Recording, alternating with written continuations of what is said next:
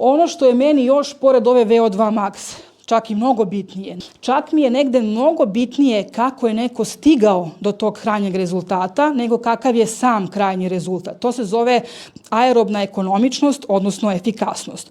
Ovde imamo dva primjera. Jedne odlične aerobne ekonomičnosti fudbalera i jednog, evo, katastrofalnog, znači dečaka, 15-16 godina je došao, trener je urgirao, majka ga je dovela, kaže on se nešto čudno umora, kaže to nije normalno da on ne može da izdrži taj, da kažemo, trening. Pa on je srce, pluća, nešto on diše, kaže majstore, ajmo ti obiši tvoje tegobe.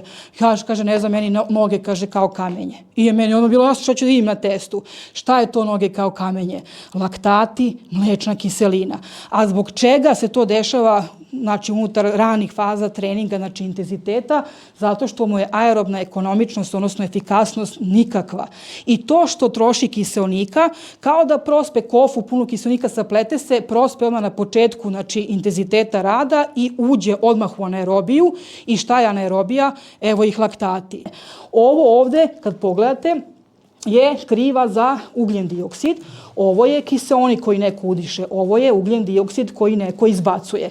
Mi volimo da su ove dve krive razdvojene, veći deo testa. Šta to znači? Ja trošim više kiseonika nego što stvaram ugljen dioksida. Znači ja sam u lepoj aerobiji, super mi je, mogu tako do prekosutra.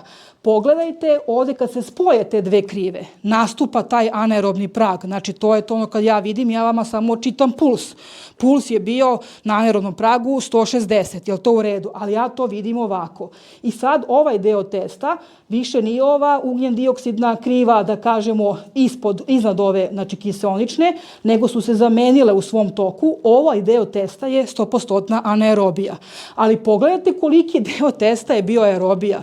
Ovo je, ja sam namerno uzela ova dva grafikona, vidimo se, Tamara, znači ova dva grafikona, zato što su ove, znači, potrošnje kiseonika bile vrlo slične i kod jednog i kod drugog. I sad vi vidite istu potrošnju kiseonika ili sličnu, ali potpuno drugačiji način kako je neko to utrošio. Ovo je aerobno efikasno, ovde je dobra baza, je li to u redu? A pogledajte sad krivu ovde. Već on ovde, znači na polovini testa, koketira sa anaerobijom. Pogledajte. Pa ulazi, pa izlazi, ali pogledajte, maltene su se spojile odmah na početku.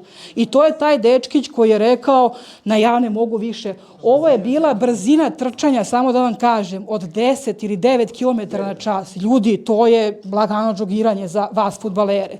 Znači, on je ušao u drugi prag na 10 km na čas. Znači, prvi prag mu je bio na brzini od 7 km na čas, to je brzina brzog hoda.